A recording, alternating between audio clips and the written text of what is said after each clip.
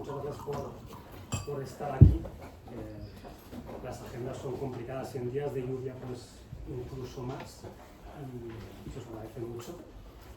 Diré 4 palabras de agradecimiento y ya les doy paso.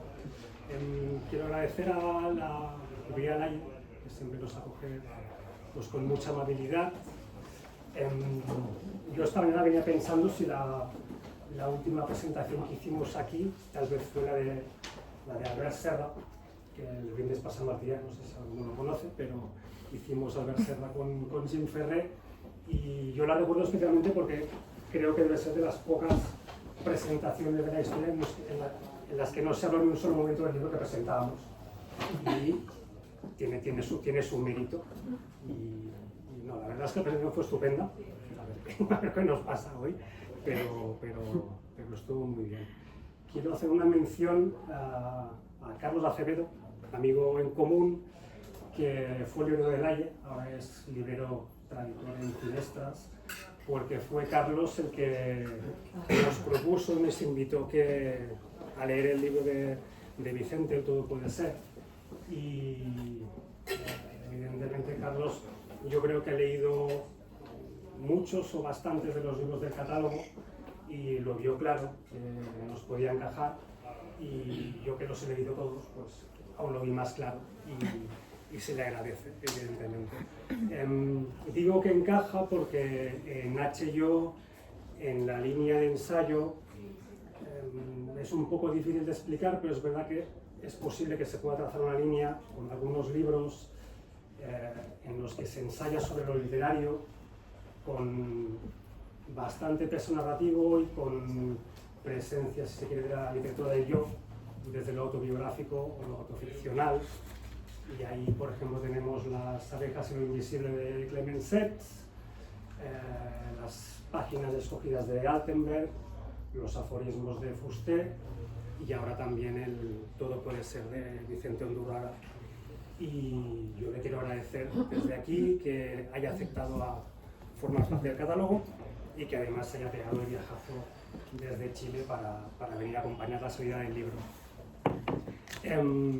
Por último, acabo agradeciendo a Luna Miguel, porque esta presentación, no voy a decir que está medio improvisada, pero sí que es fruto de una sorpresa feliz, porque cuando compartimos en redes que íbamos a publicar el libro, Luna Miguel fue la primera persona que compartió en sus redes que ella ya había leído el libro en la edición chilena, que le había encantado y que qué maravilla que lo publicáramos nosotros ahora, y no pudimos estar más de acuerdo, evidentemente, y la invitamos a ser embajadora y presentadora en sociedad del libro, y se lo agradecemos mucho. Y yo sin más ya les doy pie, cruzo los dedos porque se hable del libro.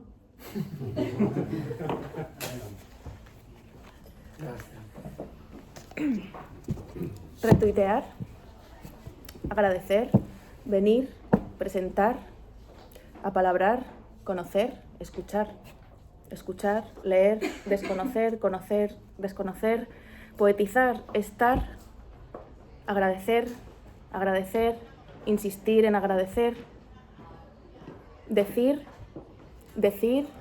verbar, reír, amistar, agradecer, insistir en agradecer, enloquecer, no. Os juro que no he enloquecido, solo quería verbalizar, infinitar, y como dice en la palabra infinito, infinitar. La presentación podría haber estado muchas horas, pero ha pedido el editor que no lo haga, que hablemos del libro, que no me entretenga en juegos, incluso si este libro, Todo puede ser, propone también un juego que creo que no se os quitará de la cabeza si lo leéis, que es cuáles serían mis verbos si yo tuviera que hacer el ejercicio que Vicente ha hecho en esta memoria, ensayo memoriado, ahora lo descubriremos. Me da un poco de vergüenza porque vosotros le conocéis, por lo que veo, le conocéis mejor que yo, es la primera vez que veo a Vicente en mi vida. No habíamos hablado ni una sola vez, pero como decían por aquí, tuve la suerte de viajar a Chile en diciembre de 2022, es decir, un mes después de que este libro saliera de imprenta, y gracias a unas amigas de Santiago, pues me lo llevé y viajé con él en autobús de Santiago a Valparaíso. Prueba de ello es esta hojita de bugambilla, y prueba de ello también es el separador que utilicé para leerte, Vicente, que es un plano de la casa de Pablo Neruda. Perdón. De una de las casas. De una de las casas, claro, obvio.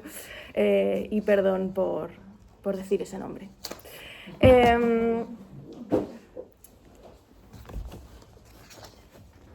Nombres de poetas. Podría decir que Todo puede ser es una especie de mapa, de metro o mapa del mundo hecho con nombres de poetas. En todas las reseñas que he leído por ahí de tu libro se habla precisamente del recurso que tontamente he utilizado yo para empezar, que es el de señalar los infinitivos, la fuerza del verbo, infinitivos, infinitivos, infinitivos, pero creo que los nombres de los poetas son el elemento más común de este texto, ¿no? Y de hecho hay un momento, página 52, que dice: decidí que la lectura sería el centro de mi vida. Hay un momento en el que dices esto, que la lectura sería el centro de tu vida, y ahí no hay ningún infinitivo. Pero luego sí que hay nombres de escritores, y sobre todo de muchas escritoras, a los que das la posibilidad de conformar tu biografía. ¿Cuánto de biografía hay en tu bibliografía y cuánto de bibliografía hay en tu biografía? Bueno, gracias. Me toca agradecer.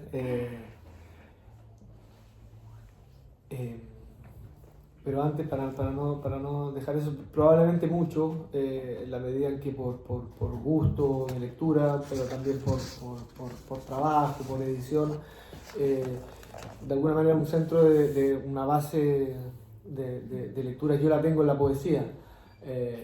Es lo que más leo, junto con ensayo, filosofía, por supuesto que también narrativa, por supuesto que también historia y otras cosas, pero muy desde ahí. Y cuando digo desde ahí no digo solamente que lea más poesía que otras cosas, sino que también conforma una especie de matriz de lectura. Entonces leo de alguna manera, lo decía en alguna reseña en esa nota Alejandro Zambra, creo, pero que lo pienso así, o me sucede así. Leo otras cosas un poco como de la forma en que leo poesía. Entonces me es natural, espero que no sea una abundancia de nombres por hablar, o que tenga esa lectura, que quizás sí la tiene, bueno.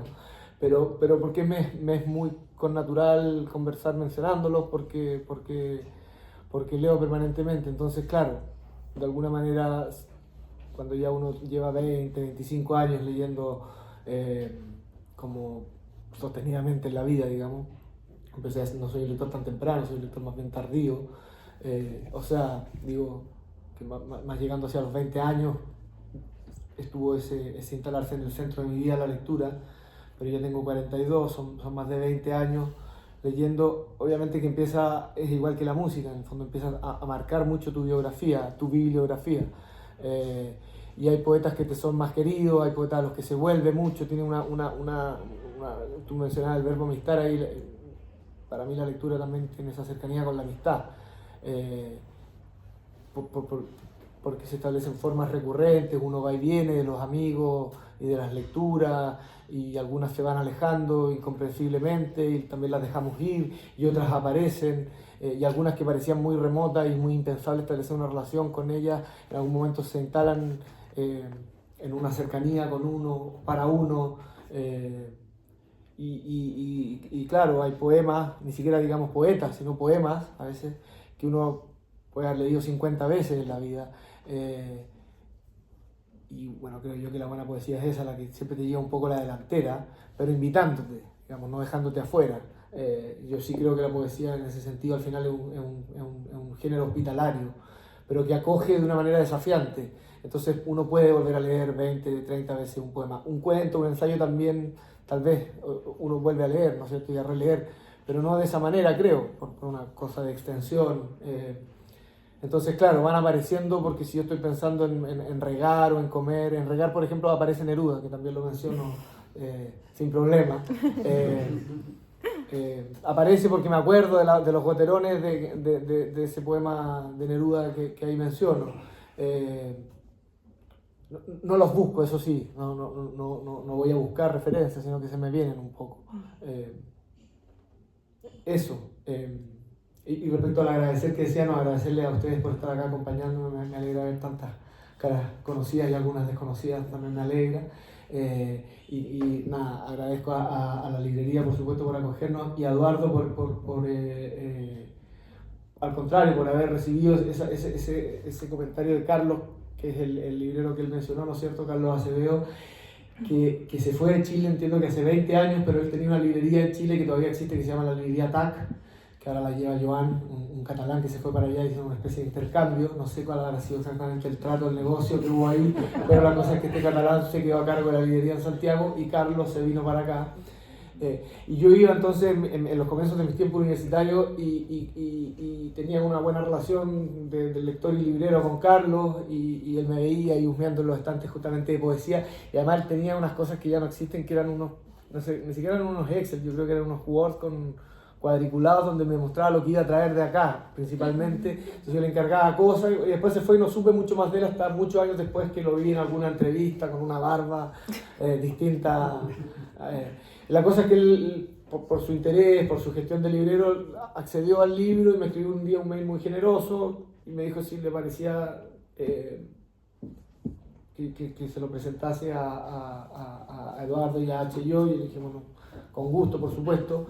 Y al tiempo aconteció que me escribió Eduardo con un mail también muy generoso proponiéndome, entonces ante eso, insisto, solo me queda agradecer. Eso, básicamente. Agradecer otra vez, muchas R's. Lo curioso de la forma verbal que eliges es la presencia de la R. Además, la R de los infinitivos es como muy española, ¿no?, por así decirlo, ¿no? Hay una sonoridad que si vienes de otros idiomas no puedes pronunciar, ¿no? Sí. Verdaderamente. Justo hace un rato estaba escuchándote, porque como nunca te había visto, quería mirarte en YouTube, y estaba escuchando una charla que diste sobre Enrique Lin y recuperabas este poema, ¿no?, del Madrid secreto, en el que decía algo así como lengua muerta, haber nacido en el español que me procreó, el soliloquio en una lengua muerta. Y quería preguntarte si las R's de estos infinitivos, tan de este idioma que nos une, pueden estar acaso muertas. Mira, no lo había pensado, la verdad. Si tengo alguna relación reflexiva con las R's, tiene más bien que ver con las que están en mi apellido, Undurraga, porque allá, un apellido, ¿no es cierto?, vasco, que allá tiene unas connotaciones fuertes, digamos, se asocia a muchas cosas, por lo pronto una viña, porque hay un vino allá en Undurraga, pero no son las que prevalecen. Pero los apellidos con R o los apellidos vinosos se vinculan o se establece inmediatamente una cierta pertenencia social. Entonces, claro, tiene una carga. Entonces, es más bien por ahí el pensamiento que yo tenía con las R. Con los infinitivos es por esa forma de decir que surgió. Yo no sé si sea solo chilena, esa es una cosa que no he indagado, pero sí se dio muy fuerte allá. De hablar así, digamos, de partir con el infinitivo. Alguien decía que, no me acuerdo quién fue que me lo comentó después que salió el libro, que había un presidente muy parco en Chile, ya después de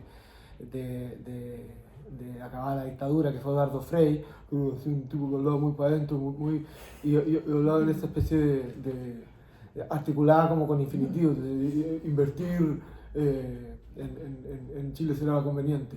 Entonces como que no elaboraba la frase y eso se fue instalando y fue irradiando de alguna manera como al periodismo y al habla en general y hablas como con mucha resonancia, como por ejemplo el habla deportiva, los futbolistas.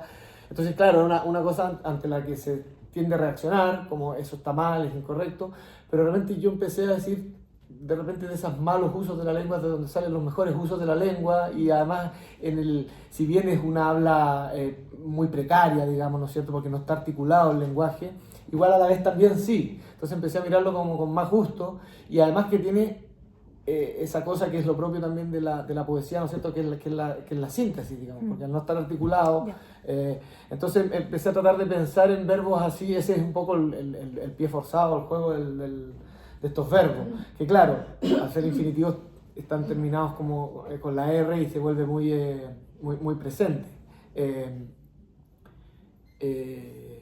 Y claro, también podría pensarse en la línea de lo que me dices tú como marca también no solo una manera de articular o de no articular o de articular nuevamente la lengua, el hablar en infinitivo, poniendo el infinitivo al principio, sino que también marca una sonoridad. Porque claro, se parte tirando el verbo encima, digamos, como yo pongo ahí un ejemplo, pero en realidad está lleno y uno lo escucha permanentemente en la vida, como señalar tal cosa, como recordar, llevar sus colaciones, frases así se escuchan permanentemente. Claro, marca una nueva sonoridad en un punto y eso. Ahora lo que a mí me interesaba, y es un poco como fui escribiendo los verbos, era poniendo verbos al principio, que en realidad no los escogí, fueron los que fueron saliendo y son 17, podrían haber sido 25 o 4 y podrían ser perfectamente otros. Hay algunos que son más centrales y que serán un poco comunes a todos, como, no sé, leer o caminar, y otros que son más antojadizos, y otros que son muy particulares y que incluso al principio yo los había pensado como negativos, y ahí Macarena, que está acá, que es la editora de Mundana, me hizo una observación cuando estábamos trabajando los textos que para mí fue muy importante, que era en realidad, por ejemplo, yo tenía un verbo que se llamaba no envidiar, y en realidad era mejor que quedara solo envidiar, porque era un pensamiento sobre el verbo, porque si no le ponía una carga al verbo de antemano, y en realidad me interesaba pensarlo lo más abiertamente posible, encarnado, o sea, sacarlo de su condición de infinitivo, porque el verbo cuando se conjuga, en el fondo se conjuga con un tiempo concreto, con una persona, que es lo que me interesaba hacer. En el fondo me interesaba sacar a los infinitivos de esa R, de alguna manera. Morir está también muy presente, evidentemente, hay duelo por muchas cosas, a lo largo de todo puede ser, cosas materiales, cosas vivas. Eso lo dejo también para que lo descubráis cuando lo leáis, pero la muerte, que tiene además una R muy característica, ¿no? Esa, antes de la T, ¿no? Es muy sonora. La muerte aparece mucho, no solo el morir, y hay un momento en el que hablas no solo de cuándo decidiste que dedicarías tu vida a leer, sino también que de niño pensabas mucho en cómo ibas a morir, en cómo iba a ser la muerte, ¿no?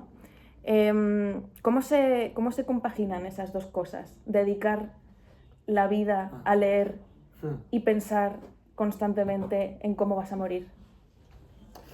No sé, quizá no sé la verdad, pero me imagino que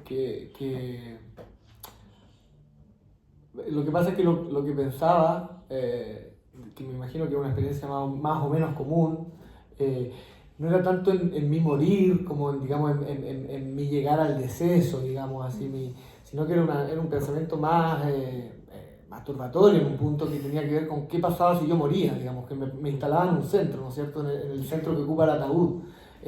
Era como una manera de pensarme como una especie, por eso digo que parece un pensamiento más bien de esa índole, más que una especie de intuición filosófica que yo tuviera del propio morir. Más bien fui muy inconsciente de la muerte hasta bien dejada atrás la infancia, o bien ya entrada a la madurez. Por eso que la muerte que articula el verbo final, el ensayo final, me impactó mucho, y fue una muerte tardía, fue una muerte de una amiga muy querida que murió ella joven a los 33 años cuando yo tenía 35, o no, sí, por ahí, y me pilló un poco de sorpresa, digamos. Por supuesto que uno ya tenía conciencia y experiencia de la muerte, cómo no, pero ese alcance devastador de un duelo cercano y de un morir tan abrupto, tan terrible como fue, me hizo ver que en realidad no había pensado mucho ni siquiera el propio morir. Solo había hecho unos pavoneos y devaneos alrededor. Y el leer, claro, hay una idea de Junger que a mí me gusta mucho respecto a la lectura, que dice que finalmente se atraviesa el mundo de los libros, incluso el mundo de la literatura, para llegar a ciertos libros. O esa idea de Joseph Brodsky de que en el fondo finalmente la lectura vamos quedando con 50 libros, que en realidad después son 40, son 30, y que tienen que ver con la toma de conciencia. Él lo dice en una conferencia, Joseph Brodsky, que da en Turín en el año 87, en ese mar de libros que son las ferias del libro, y dice, se le vuelve muy clara la ecuación, digamos, entre la producción infinita de libros y la escasez de tiempo que le va quedando a alguien que tiene conciencia ya de la edad que tiene, digamos. Lo dice algo así como a los 60 años, dicen, es muy poco el tiempo, entonces tengo que saber tomar atajos. Que también, y ahí lo vinculo un poco con lo que hablaba al principio, la poesía también es una forma de un atajo, ¿no? En el sentido de que por su concentración, por su síntesis, que permite ser una maravilla de lectura. Joseph Brodsky dice eso mismo ahí en ese ensayo, pero dice, pero no es para dejar los otros géneros, sino después como para exigirle un poco lo mismo a los otros géneros. No exactamente lo mismo, porque no son lo mismo, pero sí exigirle, por decirlo así, ese nivel. Entonces la lectura, yo leía de niño, pero dejé de leer muy marcadamente, entre los 13 y los 17 años no leía nada, y lo cuento ahí, digamos, y si tenía que leer por el colegio me contaban los libros, tuve un divorcio total de la lectura, que creo que fue el que me permitió, al modo un poco una decisión, volver, cuando por un error, un chascarro, se me ocurrió estudiar teatro, una experiencia ridícula, pero me tuve que hacer cargo de ese año universitario, y me tocaba tener, por ejemplo, taller de clown, y me había disfrazado de clown, y ¿qué estoy haciendo aquí? Me aferré un poco a la parte más teórica, con ramos como historia del teatro, teoría narrativa, y ahí fui dándome cuenta que yo prefería los momentos en que me podía ir a leer, versus que estar participando colectivamente en las creaciones. Tenía que poner el cuerpo, la voz, y prestarme una serie de cosas que me parecían para mí ridículas, para yo hacerlas, digamos. Entonces rápidamente decidí salirme de teatro y pasarme a literatura, y un poco ahí fue esa decisión. Y se fue formando un lugar que, claro, fue siendo cada vez más central, y es el lugar central de mi quehacer. Lo que pasa es que nadie, me imagino somos todos lectores, pero nadie se gana la vida de lector exactamente. Entonces lo que hacemos son merodeos en torno a la edición, la escritura, la crítica, son formas como de ganarse un poco la vida leyendo. Sí, a mí me gusta decir que los que se dedican o intentamos dedicarnos a la lectura somos una especie de asesinos a sueldo o algo así, realmente contratados para mover los ojos, ¿no? Has dicho el verbo filosofar y has hablado de cómo te das cuenta de que preferías dejar el cuerpo quieto de una acción para poder dedicarte a la acción de leer. La filosofía está muy presente en todo el libro, en tu vida, por lo que sé. Hay un rondar de filósofos constante. Personalmente, pues también cerca de mí hay muchos filósofos. La familia de mi pareja, todos lo son. La madre, el padre, él, la hermana, salvo uno, el hijo menor, que decidió dedicarse a la traducción. Ya, pero tampoco se alejó tanto. Y es el que mejor me cae. Manuel, sí. Entonces, nada, quería preguntarte cómo es crecer entre filósofos, o cómo es crecer con esa cosa del pensamiento, de que todo hay que pensarlo, de que todo hay que teorizarlo, y cómo crees que ese pensarlo todo, teorizarlo todo, analizarlo todo, al final ha influido también en tu propia escritura, porque antes hemos dicho, ¿no?, que ya adivinaremos qué género literario es este. Ajá. Y a mí me parece que también hay algo de filosofía entre sus páginas. Mira, un poco tomando lo que hablábamos antes, lo que yo pienso es que lo que a mí me interesa son más bien los escritores, los llamados escritores filosóficos. Es decir, que yo no, hay filósofos que no he leído, por ejemplo, nunca he leído a Hegel, y a muchos más, digamos. Hay algunos que los he leído y los he sobreleído, pero me interesa eso, me interesa en el fondo un pensamiento abierto, no me interesa un pensamiento sistemático, o se me escapa, digamos, tiene que ver no con mis elecciones, sino con mis incapacidades, digamos. Pero sí, lo que pasa es que yo tengo una concepción de la lectura que tiene que ver como con un batírselas con los propios textos, con un enfrentarse, con un buscarle el lado. Hay un ensayo que yo cito ahí de la poeta chilena Elvira Hernández, que ella, al enfrentar una obra muy emblemática de la poesía chilena que se llama La Nueva Novela de Juan Luis Martínez, que en su portada tiene una casa sin ventanas, dice, bueno, ante la ausencia de puertas le entramos por la ventana. Esa idea llevada como ampliada, sacada de la figura concreta a la que ella alude, para pensar la lectura me gusta, una casa a la que no le encontramos el acceso directo por la puerta y que por lo tanto nos metemos por la ventana, es decir, un poco como sea, colgando nos agarramos, si uno está entrando por la ventana se agarra a lo que sea, y después entra y toma otra conciencia de las dimensiones, de las cosas, y se acomoda en ciertos cuartos. Yo creo eso, sé que hay lectores, tengo amigos y tengo cercanos, y que leen de una manera más sistemática, que dominan un poco las lenguas, leen distintas lenguas, leen completamente las obras, los libros. Yo soy muy parcial, digamos, establezco esa relación de esa forma de leer así. Entonces, ese elemento filosófico que pudiera tener eventualmente este libro está marcado por ese tipo de acercamiento al pensamiento, como de un merodear las cosas. Claro, suena muy cómodo decirlo así, porque ¿quién diría yo pretendo dominar las cosas con mi pensamiento? Si nadie piensa lo contrario, lo que uno está diciendo es una bobada, ¿no es cierto? Pero efectivamente, si hay una línea filosófica ahí, y si hay una que yo he tenido cerca, ha sido esa, digamos, como de darle una vuelta a las cosas, desde la suspicacia del primer sentido que se les puede asignar a las cosas, y desde una cierta inventiva también, de encontrarle un lado. Mira, mi abuelo, que es una figura central en este libro, que era una especie de filósofo, un filósofo sin obra, filósofo oral, encontraba en el fondo, tenía la idea de que finalmente el mundo era un problema sin solución, pero al que se le buscan en el intertanto, que es la vida, digamos, soluciones. Soluciones que después ayer estaba leyendo en el avión, cuando venía para acá, un diarista italiano que se llama Ennio Flaiano, y tiene una cosa que dice, por ejemplo, que no hay que apoyarse mucho en los principios porque se tuercen. Yo creería en algo así. Creo que hay 2 o 3 cosas irreductibles, 2 o 3 ideas, 2 o 3 principios a los que suscribo con firmeza, y todo lo demás está abierto como a... Todo puede ser en ese sentido, o casi todo puede ser, como me gusta a mí de repente matizar la frase, que es una frase de Sancho Panza, ¿no es cierto? Que se la pregunta en un momento, el Quijote ya no recuerdo exactamente cuál es, pero empieza a oler mal y se le impugna a él el mal olor, y él dice, todo puede ser, pero ¿para qué vamos a llevar la indagación tan hasta el final? Esa especie como de dejemos el asunto ahí en un momento. También me parece que también ahí hay una sabiduría, no hacer esa indagación tan completa. Eso. Dos cosas, me voy a salir un poco del guión porque has dicho que ibas leyendo a este autor italiano en el avión.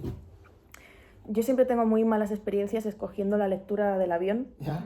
Me pasó la primera vez que viajé a América, a Estados Unidos, 7 horas de avión, y me llevé un libro de Kenneth Goldsmith. No sé por qué, me lo acaban de regalar o algo así, estaba publicado en La Uña Rota, Inquieto se llama. Y claro, digo, tengo 7 horas para leerme este libro, y cuando lo abrí era un libro que simplemente describía el movimiento de las extremidades del protagonista. Es decir, arriba, abajo, levanta... Bueno, sí, también muchos infinitivos, ¿no?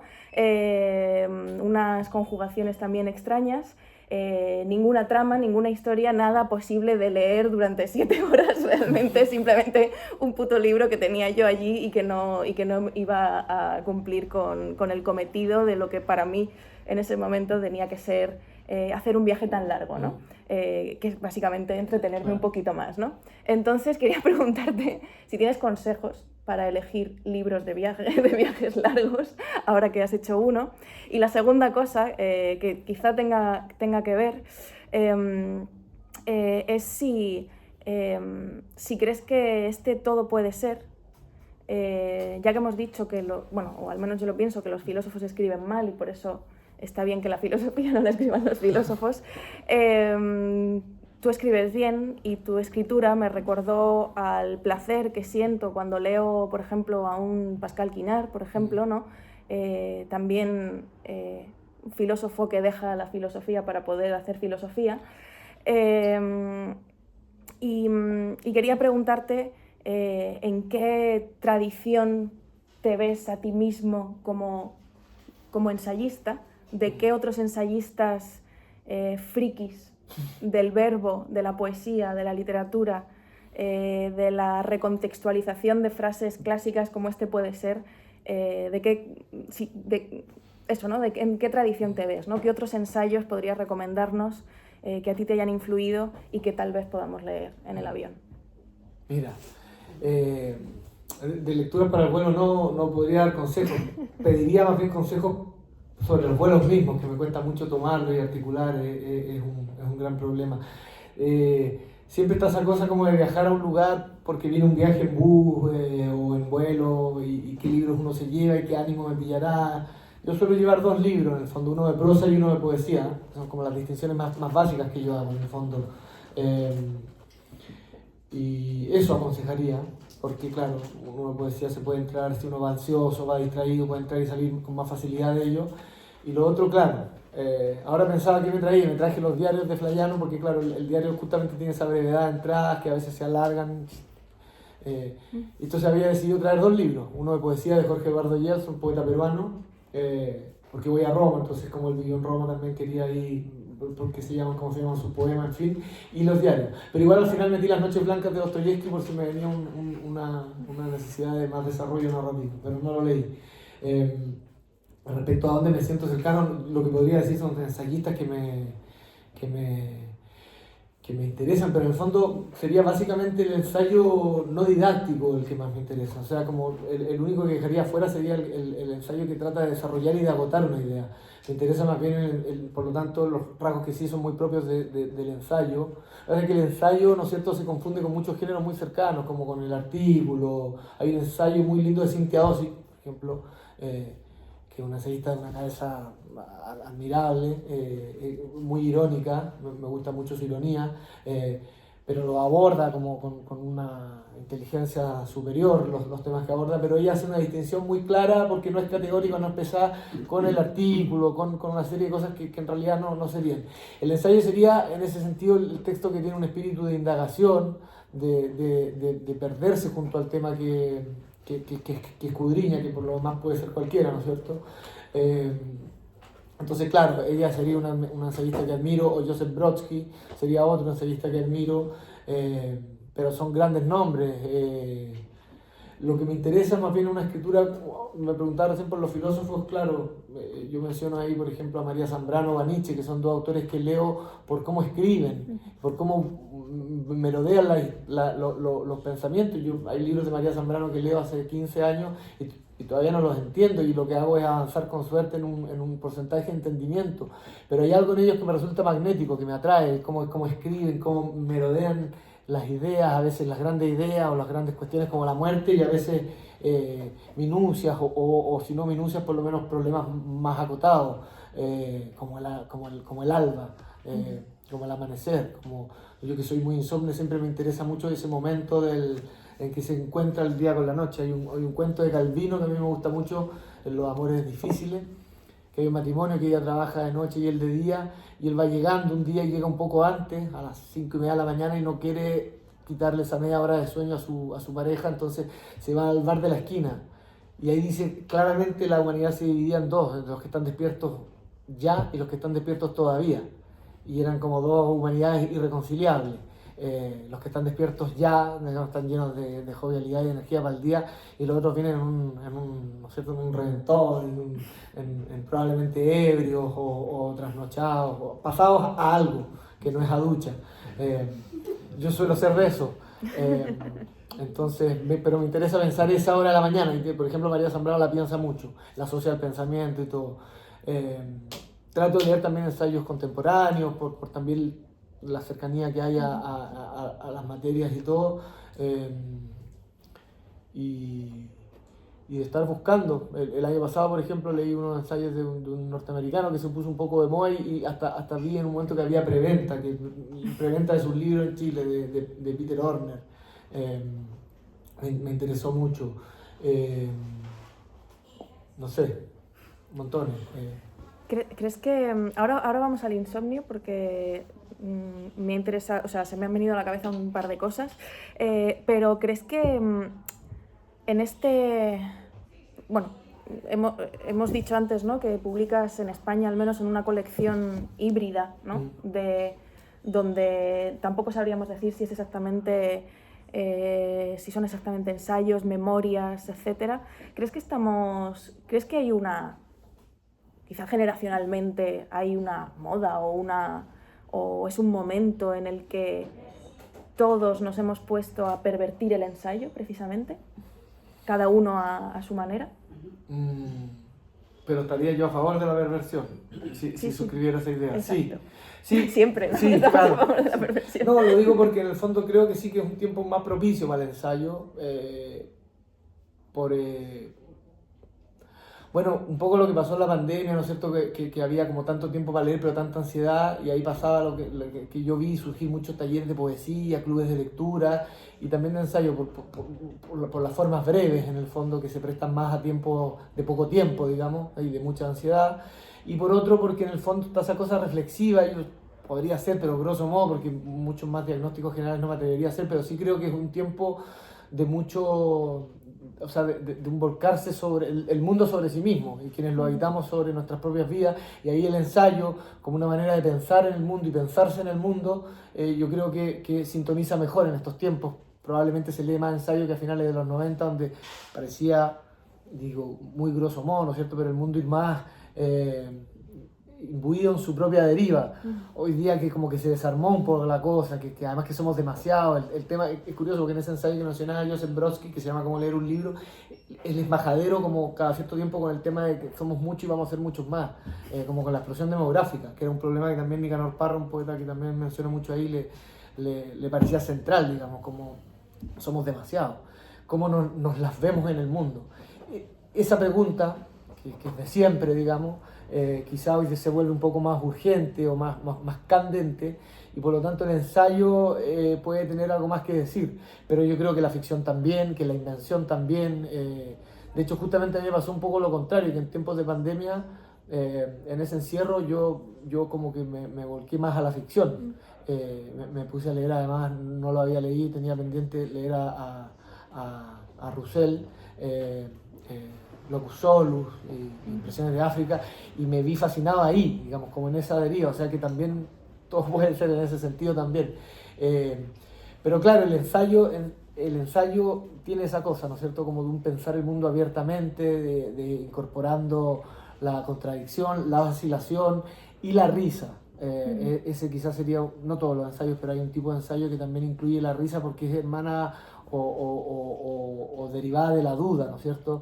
La literatura en general introduce un sentido de suspicacia que me parece que el ensayo desarrolla más cabalmente o más centralmente, porque una buena novela creo que también que abre el mundo, y al abrir el mundo como dinamita un poco las ideas cerradas, las ideas preconcebidas, que uno las va dejando atrás, salvo 2 o 3 que tienen que ver un poco con la integridad de los otros, con la vida y con 2 o 3 cosas que uno no transaría. El resto es, en ese sentido, el todo puede ser. En algún momento lo dudaba porque puede sonar como un título de autoayuda, como tú puedes, y bueno, si suena así, mala suerte, pero yo lo pienso en el sentido como de que todo puede ser no significa que todo pueda ser. Quisiera yo decir eso, todo puede ser, luego ya veremos. En el fondo así está dicho, así está pensado, como que todo puede ser no significa que todo lo que sea valga o que todo, pero en principio todo puede ser. Entonces, si todo puede ser, si además han caído tanto las ideologías que nos sostenían, las religiones, los principios, los convencimientos, y ha pasado tanta agua turbia bajo el puente, hay que aferrarse a muy poco. Y el ensayo, creo yo, que rima con esa apertura, con esa disolución de las ideas fuertes, y con ese darle paso a las ideas las invenciones, a las intuiciones, y con reconectarse con las intuiciones. Y ahí vuelvo a la poesía siempre. Hablabas de la risa, voy a leer un fragmento que tengo aquí subrayado, ¿no? Que es el verbo para la amistad, amistar, no pega ni junta, como si hacen los verbos para el amor, amar, la crianza, criar, la colaboración, colaborar, quizás porque el verbo que mejor describa la amistad sea reír, que es una manera de relacionarse sin rigidez con las ideas, los hechos y las personas, con los errores propios y ajenos. Cuando se ríe, se rompe el encantamiento del mundo ideal, pero se abre el encanto del real. Bueno, quizá la respuesta que has dado anteriormente también podría estar contenida, ¿no? en este fragmento. El ensayo también como apertura a la risa en tiempos un poco convulsos, bueno, como todos, pero convulsos, nuestros tiempos convulsos, por lo menos, ¿no? Y antes de dejar que ellos te pregunten, que no se me olvide el insomnio, pero también que te quería preguntar eso, ¿no? Por tu trabajo como editor. No te he presentado realmente, no he dicho qué haces, ni a qué te dedicas, ni nada, pero creo que ya se ha podido ir viendo. Pero en la primera vez que yo leí sobre ti, que es en la nota biográfica, uy, que no se me pierda la flor. Sí, que es en la nota biográfica que aparece en esta edición. Uno de los motivos por los que quise leerte fue tu relación con una poeta a la que quiero mucho, que es Eunice Odio. Justo antes comentaba con la editora de Eunice Odio en España, bueno, que por el aniversario, ¿no? de Eunice pues han pasado cosas feas en el mundo editorial español. No las voy a decir, pero solo diré que bueno, que hay que leer y descubrir a esta poeta. Y quería preguntarte eso, ¿no? ¿Cómo conjugas este recuperar, ¿no? Para los infinitivos, este recuperar con el descubrir de tu trabajo? Porque como editores parece que tenemos que movernos como en todos esos tiempos a la vez, ¿no? El tiempo de antaño, ¿no? Con aquellas voces que hoy nos preocupamos tanto de recuperar, y el tiempo casi de futuro, ¿no? Con aquellas voces a las que tenemos que descubrir y promocionar para que representen en el futuro nuestro presente, es decir, su pasado. Bueno, en fin, da igual. La cosa es que parece que tenemos que vivir en todos los tiempos posibles, ¿no? ¿Cómo llevas esa puta locura de vivir en todos los tiempos posibles? ¿Qué significa ser editor? Mira, no lo sé, me imagino que es comportándose o no traicionando totalmente a la hora de ser, por ejemplo, editor o crítico al lector que se es también. Operar un poco de las mismas maneras, o sea, con esa misma apertura, y así como algunos fueron generosos con uno al abrirle ciertas lecturas, tratar de serlo también.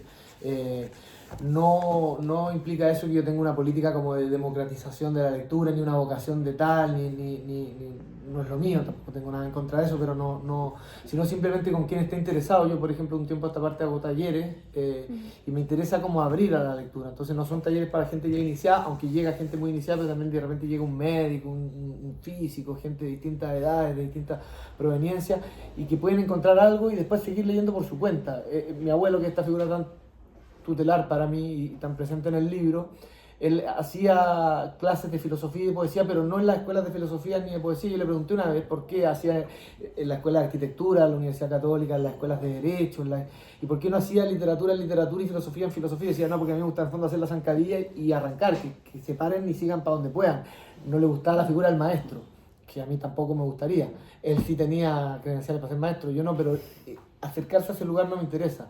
Entonces creo que el compartir, por ejemplo, un mayor conocimiento que uno pudiera tener solamente por más años de dedicación a la poesía, si toca hacerlo en un taller, si toca hacerlo en un texto que se escribe, o si toca hacerlo editando, es como con una apertura. Entonces, por ejemplo, y también con dónde se hace. Yo en el caso de la edición de poesía, la principal la he desarrollado en Random House, que es donde trabajo, en particular en el sello Lumen en Chile, y lo que echamos a andar hace un tiempo fue una colección histórica que existe hace muchas décadas, que yo leía y admiraba. Bueno, potenciar, seguir trayendo lo que se hacía, lo que se edita sobre todo acá en España y también en los otros países, y en Chile activarla, respondiendo un poco a la lógica de la colección. Esa es una colección que trabaja un poco con la tradición, con el canon, entonces dije, bueno, es hacer eso y ampliarlo, o sea, como tributar al canon, a las obras centrales, y ahí está la obra de Mistral, de Roca, de Neruda, de Enrique Lin, de Nicanor Parra, y también tratar de abrirlo hacia nuevas zonas, digamos, nuevas voces más del tiempo presente, como podría ser la poesía no sé, de Germán Carrasco, de Leonel Yerlaf, también más hacia atrás, hacia cosas perdidas, o hacia los lados, hacia cosas que no estaban tan ocupando, no sé si un lugar central, pero no con una vocación como de canon. Me han preguntado eso y digo, no, me interesa una palabra quizás más modesta, pero para mí más operativa, que es más que de canonización, de circulación, de reponer en circulación, de dar a leer, de invitar a leer. Y en esa búsqueda, además marcado por las limitaciones que uno lo constituyen, que es de las que uno va tomando conciencia, una de mis grandes limitaciones son las lenguas. Entonces, por mi trabajo, por limitaciones, me he ido concentrando mucho en la lectura de la poesía de la lengua, la chilena por supuesto, que es la que tengo más cerca, y efectivamente es una tradición muy rica, pero también lo es la poesía peruana, la poesía argentina o la centroamericana, la poesía nicaragüense, una cosa muy infinita, la poesía venezolana, y por ahí en esas búsquedas, en esas derivas, que además, como la circulación editorial es muy escasa, me ha llevado a unas búsquedas medias quijotescas de libros, unas conversaciones con unas señoras en Managua que me van a mandar unos libros que no me los mandan, que me van a cobrar, no me los cobran, me cobran, al final vale $20, y yo le pago 50, el banco me cobra 90, y a ella, como pasó por Citibank Nueva York, le terminaban llegando $4 y meses para que llegue un libro. Ahí de repente llegué a Unice Odio. Hace unos años, fue un descubrimiento para mí, sobre todo fue una sorpresa muy grande, porque una cosa es la ignorancia de uno de cosas a las que va llegando más o menos tarde, pero este nombre, y ahí yo hago un paralelo entre ella y Carlos Martínez Rivas, que es el poeta nicaragüense, no aparecían mucho, y me parecía que ya no tenía que ver tanto con que yo no accediera a cosas, sino porque no estaba, digamos, que en el caso de ella es explicable por algunas razones, y en otra medida inexplicable. Las razones explicables es que, bueno, ella ocupó un lugar complejo, políticamente se fue alejando mucho, también, por supuesto, que la obliteración de la obra de una poeta mujer con el carácter que ella tenía le costó, digamos, un lugar, parece que además tenía su carácter muy fuerte. También es una poesía no difícil, yo creo, pero a mí me parece una poesía infinita y muy mayor, muy como inagotable. No sé exactamente qué sea esto que mencionabas, que haya sido lo que está pasando. Tengo una intuición de lo que puede ser, pero no conozco. Pero lo que sí me ha llamado la atención positivamente es ver que se la empieza a editar y a reeditar. En Chile acaba también de publicarse otro libro, porque a mí me tocó hacer uno en una editorial pequeña que se llama La Pollera, una pequeña antología de la poesía de ella, pero he visto que se la reedita, que aparece en algunas revistas. Está aquí publicado El Tránsito de Fuego, también Los Elementos Terrestres, estaba publicado hace varios años. Salió ahora, se reeditó este ensayo, esta trifulca que ella tiene con el autor de Farabeus, con Salvador Elizondo, que es una defensa apasionante que ella hace del castellano. Toma una entrevista al pobre Elizondo, que dice una cosa que le parece el castellano una lengua un poco ríspida, y le dedica 20 páginas totalmente sobrepasadas, rebatidas. La R ahí ríspido, ¿no? Ríspido, totalmente, pero lo rebate como ante alguien que tiene una opinión un poco al paso. Lo hace bolsa, digamos, el argumento, pero muy bonita la defensa que hace, porque es muy apasionada la defensa del castellano, las posibilidades del castellano, de las ambigüedades del castellano, de esa cosa como ambigua que a veces puede tener incluso el castellano, o verbosa. En fin, he visto esa me parece que es natural. Yo también tengo esa especie de confianza casi ciega en que igual las cosas por su propio peso se terminan acomodando. A veces hay más justicia literaria en el presente, a veces tarda más, tiene que ver con circunstancias históricas, biográficas, editoriales, pero a veces obras que ocupan un lugar que no se merecían de alguna manera rápidamente se diluyen en el humo que las constituía, y al contrario, otras que no ocuparon un lugar, va a aparecer un esfuerzo editorial, van a aparecer lectores, aunque quizás cuántas se pierden y no sabemos, pero yo creo que es imposible que una obra como la de Unice Odio se terminara perdiendo. Y es una alegría ver que no pasa. Id pensando las preguntas que le vais a hacer, porque aunque esto me parecería perfecto para darles paso a ellos, me interesan mucho los insomnios. O sea, estoy como obsesionada últimamente con el insomnio, no porque yo lo sea. Yo dejé de beber hace 6 meses y pensaba que dejando de beber dejaría de trasnochar, pero es mentira. O sea, ahora las noches se me hacen más largas, pero las paso también igualmente despierta, ¿no? Justo estaba leyendo estos días el diario de un insomne de Nabokov, que, bueno, te recomiendo mucho, está en Undercamer aquí publicado. Son como ejercicios que hizo, ¿no? de escritura de sus sueños. Y pensando en el verbo soñar, y pensando en que hemos hablado de contarse a uno mismo también, ¿no? del ensayo / memoria, ¿cuánto también puede haber en todo puede ser de soñado, de alucinado? ¿Cuánto hay de tu faceta insomne en esta escritura? ¿A qué hora está escrito este libro? Sí, en las noches. En las noches porque, bueno, además tengo hijos más o menos chicos que te arrinconan hacia esa zona, felizmente arrinconados hacia la zona nocturna, pero porque sí, siempre duermo muy poco. No tengo problemas con no dormir. Y además con dormir, yo podría dormir en esta silla. Y 2 horas y estar más o menos bien. No tengo una relación traumática con el insomnio, sino más bien gozosa. Me gusta mucho lo que se abre en la noche, además en ese tiempo como un poco más aislado. Sobre todo ahora se hace mucho más notorio porque las cosas que nos invaden felizmente, digamos, pero que están ahí en el día, en la noche dejan de estar. Pero sobre todo por esa cosa como esa característica como elástica del tiempo, que en la noche efectivamente pueden pasar muy rápidamente 5 horas y de repente son las 4:43 o son las 12 y uno no sabe. Ese tiempo que se abre en la noche me gusta mucho. Entonces sí, la mayoría lo escribí de noche. Tampoco tengo ninguna disciplina ni ningún método de escritura. En la medida en que se me ocurre algo y que se me da la ocasión de escribirlo, lo escribo y si sale, sale y si no sale, no sale. Pero te diría que fueron mayormente escritos de noche y sobre todo como quisiera yo, digamos, con el espíritu de la noche, que es un espíritu un poco más de desborde, ¿no es cierto? Como de exceso. En la noche soy muy excesivo.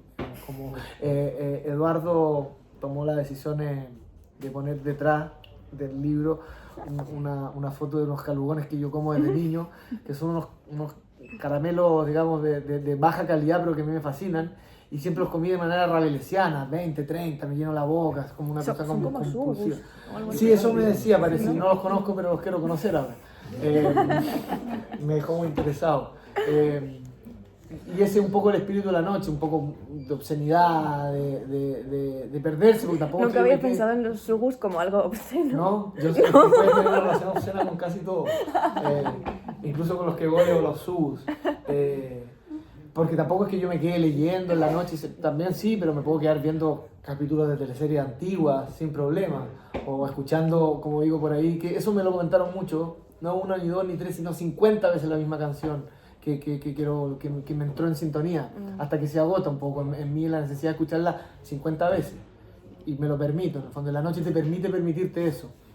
Ese es el espíritu que yo quisiera que estuviera ahí presente, o por lo menos con el que intenté escribir esos textos. Eso. Bueno, no sé si ha llegado la noche todavía, supongo que no, pero antes de que llegue, ¿tenéis preguntas para Vicente? Objeciones. Yo me ponía los ojos con papel. Eso ya es una ansiedad mayor. Eso sí que es obsceno. Bueno, a veces pasa que no se les despega el papel y ya la paciencia no da y bueno, sí. Venga, ¿alguna? Quizás que ya hemos hablado mucho, pero yo no quería dejar de agradecerte a ti cuando Eduardo me escribió y me dijo que estaba la posibilidad de que lo presentara, o la posibilidad, pero me dijo que ya está hablado, o sea que también era un hecho consumado. Lo agradecí mucho porque Nada, porque en el fondo que fuera una poeta y una lectora, que son un poco lo que hemos estado conversando, lo que está un poco en la base de este libro, me parecía como... me dio mucha alegría que así fuera, digamos. Así que te agradezco tu lectura y esta conversación. No sé, ¿te gusta leer en voz alta? No leo mucho en voz alta. Tú dices, leer... Sí. Pero nunca leo en voz alta como lector, digamos, no. Pues muy mal, te lo recomiendo. ¿Sí? Sí. Yo soy veces más sí. feliz como lectora desde que cuando algo me gusta decido leerlo en voz alta. Entonces me doy cuenta de que en realidad me gustaba para mal, o sea, que no debería gustarme lo que acababa de leer. O viceversa, que de repente hay cosas que no me convencían y que leídas en voz alta de repente cobraban otra cosa. Si podemos hacer esa prueba. Puedo cantar. Y algo que me gusta mucho de tu libro, que es el verbo quemar. Si lo quieres leer para ellos, ya que no van a preguntar nada. Ya, bueno. O si no quieres, no, ¿eh? No, porque breve, así que... Venga. Está bien. Quemar, tiene un epígrafe de una poeta, justamente, que es una poeta cubana, pero avecindada en Chile hace como 30 años, que se llama Damaris Calderón. Un epígrafe muy breve que dice: el fuego crece hacia adentro. Mirar un fuego con detención es siempre mirar el fuego. Se entra en un tiempo en que uno más que individuo es la especie, y por eso en vez de un fuego mira el fuego. El fuego que miramos, la base fosforescente, las llamas al inicio vigorosas y en sus puntas bailarinas, fantasmáticas, es siempre distinto y siempre igual. Es probable que ni el cielo haya sido en los tiempos de las cavernas tan parecido al de esta tarde como el fuego de entonces al fuego que hoy miramos, fuego de leña, de ramas, de hojas secas. De fumar extraño sobre todo los fósforos. La llama antes de la primera calada, 20 o más veces al día, y luego el pequeño palo torciéndose y carbonizándose hasta casi chamuscarme las yemas. Hay desde luego fuegos y fuegos. El ser humano ha domesticado e inventado fuegos, algunos peligrosos, los fuegos artificiales y el fuego cruzado, o el de gas licuado que azulea, como quien dice falsea, la imagen anaranjada del fuego natural, y hay un fuego basura, de nylon, tóxico.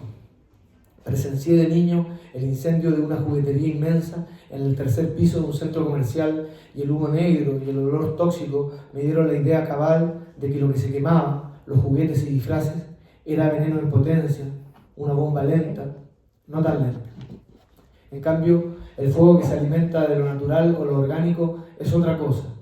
En una quema de pastizales o en un fogón de campo, los olores de la tierra, como al regar, pero de otro modo, brotan lujuriosamente y uno mismo es fuego quemado, polvo o tumado ardiente, humo espeso de ramas aún verdes que ahogan o más bien demoran las llamas, y puede uno explicarse el apetito de destrucción de pirómanos, a veces brigadistas ellos mismos, que bastan hectáreas de verde con tal de acceder a su objeto de deseo, la tierra y los bosques ardiendo, porque hay un olor y un sonido, un crepitar de la corteza y la maleza en llamas que son irreemplazables.